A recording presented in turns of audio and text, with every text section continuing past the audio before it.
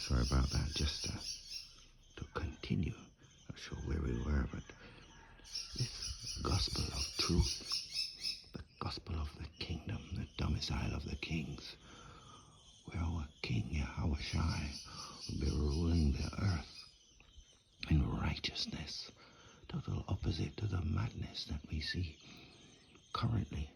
This has been going on. These heathen have been in rulership for years, hundreds of years, and it's culminating in this madness that we see happening now as Esau, Edom, so-called white man, the second leg of the Roman Empire. This gospel that is being preached now is associated with the end of his rulership and the end of all of these heathen kingdoms. We're right at the end of this thing.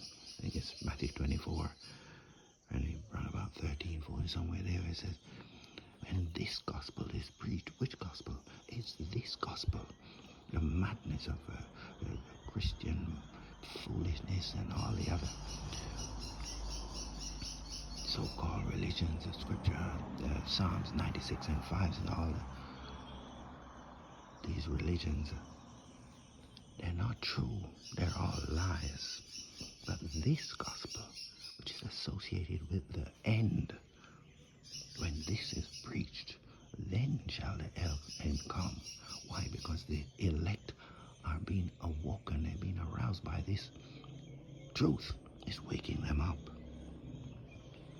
And at the same time, it is sealing the fate of this man, Esau, Edom. He's coming to the end of his rulership, and he knows. So he's wriggling, he's squirming, trying to get away from the words written in this book, saying that they're not true, and he's made something else up. He's got another image, another name, and a variety of doctrines to trap and trick people, especially the elect. But the Scripture says it's not going to work. You're not going to be able to deceive the elect, Lord willing.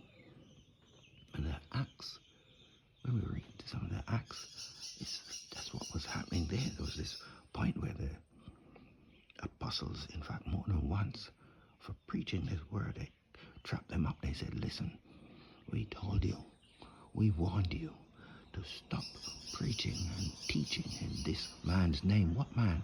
It's Yahushai HaMashiach. That's who they were following when he was on the earth. And when he left, they were given a commission to continue the work. And so they could not stop. They would not stop preaching, teaching. Especially the Israelite foreigners will wake them up. Many were the remnants of those who had been under the Greek captivity just a few hundred years before that, when another wicked Edomite ruler, Antiochus, forced the Hebrew Israelites into all kind of degenerate behavior, and they joined unto them, many of them. So they were waking up to this truth. It was necessary that the gospel was preached to them. And so the likes of Paul and Peter and all of them were preaching non-stop. And they didn't heed the warnings of the authority. So we're right back there again. They warned, don't preach in this man's name. So what did they do? What was the or else that was attached?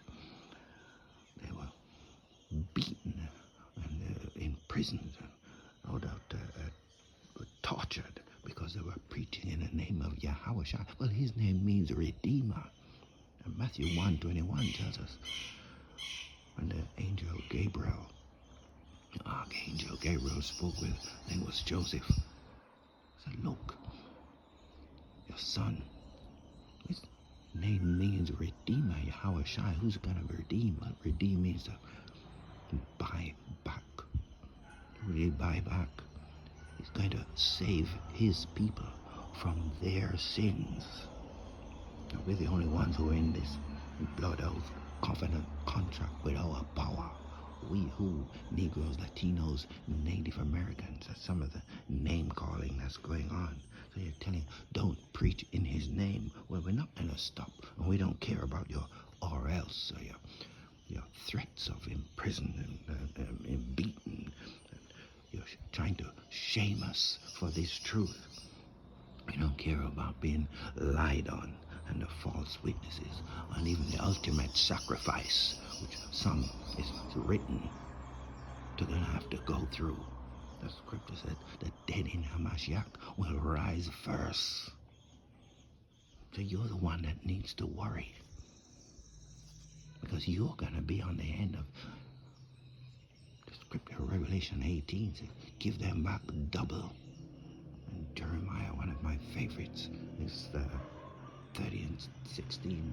No, 16 and 16. All those who had us in captivity, every one of them, they're getting ready to go into captivity. It's your turn. All you have to do is implement that implantable device, the RFID, NFC device. The mark of the beast, that's what we're waiting for. That's the big one.